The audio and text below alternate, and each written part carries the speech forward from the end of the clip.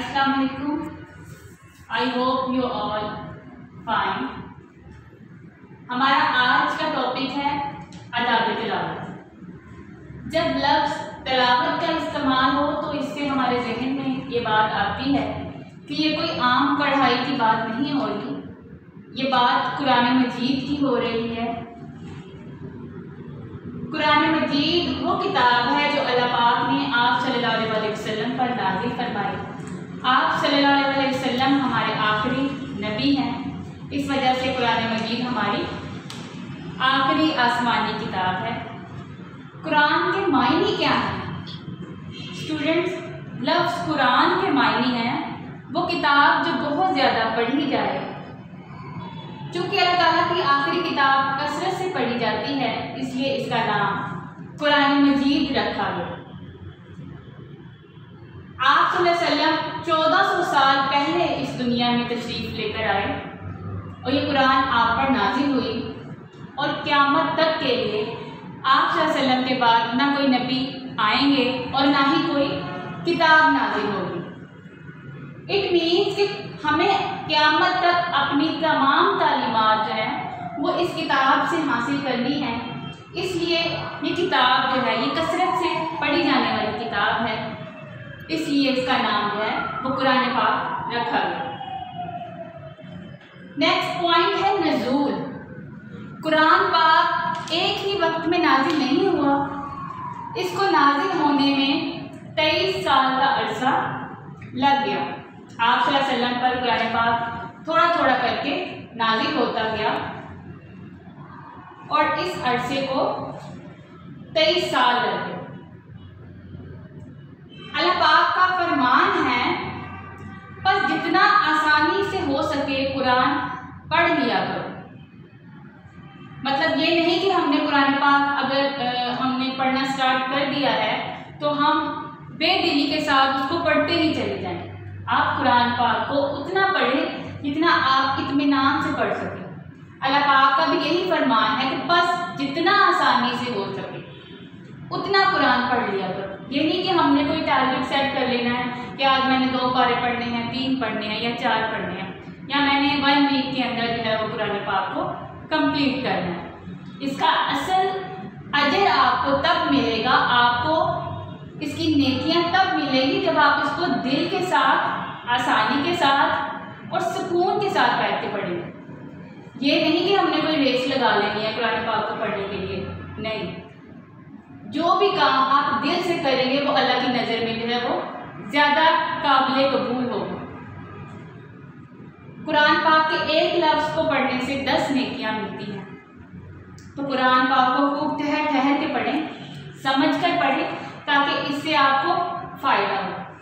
अहदीस नबवी है मेरी उम्मत की सबसे अफजल इबादत तिलावत कुरान मजीद है। बच्चों, इस फरमान और इस हदीस से हमारे जहन में ये बात जो है वो रोशन हो जाती है कि कुरान का पढ़ना हम पर फ़र्ज़ है, और जो चीज़ फ़र्ज़ है फिर उस पर अमल करना भी हम पर फ़र्ज़ हो जाता है। मेरी उम्मत की सबसे अफजल इबादत, नमाज भी इबादत है, रोज़ा रखना भी इबादत है, हज करना भी इबादत है, लेकिन आप सल्लल्लाहु अलैहि वसल्लम ने क्या फरमाया है कि सबसे अफजल इबादत। इट मीन्स कि आप सल्लल्लाहु अलैहि वसल्लम को भी कुरान की तिलावत से जो था, कुरान की तिलावत का बहुत शौक़ था। तो अफजल इबादत आप सल्लल्लाहु अलैहि वसल्लम ने किसको ठहरा दिया? कुरान मजीद की तिलावत। अब जब बात कुरान मजीद की तिलावत की आ जाती है तो फिर हर काम के कुछ आदाब होते हैं, कुछ मैनर्स होते हैं बच्चों। जैसे आप लोग स्कूल आते हैं, क्लासरूम में आते हैं, फिर आपने टीचर से कैसे बात करनी है, क्लास में दाखिल कैसे होना है, आपने क्लास में बैठना कैसे है, आप अपने उस्ताद से कैसे बात करते हैं। देखिए, हर चीज़ के हमने क्या है आदाब फिक्स कर दिए। इसी तरह कुरान मजीद की जब तिलावत की बात आएगी तो इसके भी कुछ आदाब हैं जो हम मुसलमान होने की हैसियत से फॉलो करते हैं। तिलावत कुरान के चंद आदाब हैं जो आपकी बुक में भी दिए गए हैं। आई थिंक 1 to 10 आदाब हैं। कुरान मजीद को सबसे पहले तो मुसलमान होने की हैसियत हमने इसको टच भी नहीं करना विदाउट वजू। वजू के बगैर हम कुरान पाक को टच नहीं करेंगे, पढ़ना तो बहुत दूर की बात है। तो सबसे पहले जो है कुरान मजीद को हाथ लगाने से पहले पाक साफ होना, तलावत जिस जगह करनी है उस जगह का पाक होना, और तलावत से पहले ताऊज़ व तस्मीया पढ़ना, कुरान मजीद के दौरान बातें ना करना, कुरान मजीद की तलावत इत्मीनान और सुकून के साथ ठहर ठहर कर करना, कुरान मजीद पढ़ते वक्त उसकी ज़ेर ज़बर और पेश का खास ख्याल रखना, रमूज़े औकाफ का खास ख्याल रखना। रमूज़े औकाफ कहते हैं बच्चों कि किस जगह पर हमने ठहरना है और किस जगह पर हमने नहीं ठहरना। कुरान मजीद की तलावत बुलंद या आहिस्ता आवाज़ में करना, ये नहीं कि आपके पास कोई सोया हुआ हो और आप बुलंद आवाज़ में उसकी तिलावत स्टार्ट कर दें, ये भी कुरान मजीद के आदाब के खिलाफ है। कुरान मजीद को खूबसूरती और अच्छी आवाज़ से पढ़ना, कुरान मजीद की तिलावत के दौरान उस तिलावत पर तवज्जो रखना, ये नहीं कि लापरवाही में आप पढ़ते जा रहे हैं, इस तरह नहीं।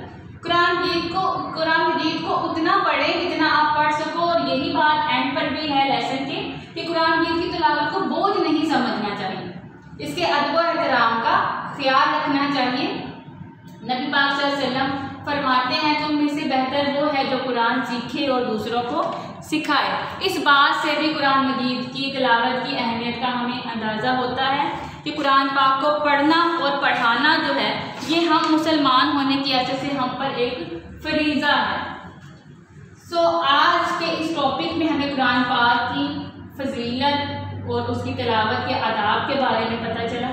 अब यहाँ पेज नंबर 76 और 77 है आपकी बुक में, इसमें ऑब्जेक्टिव है, आपने इस लेसन को अगेन रीड आउट करना है और इसको फिल करनी है। ओके, स्टे ब्लेस्ड एंड अल्लाह हाफिज़।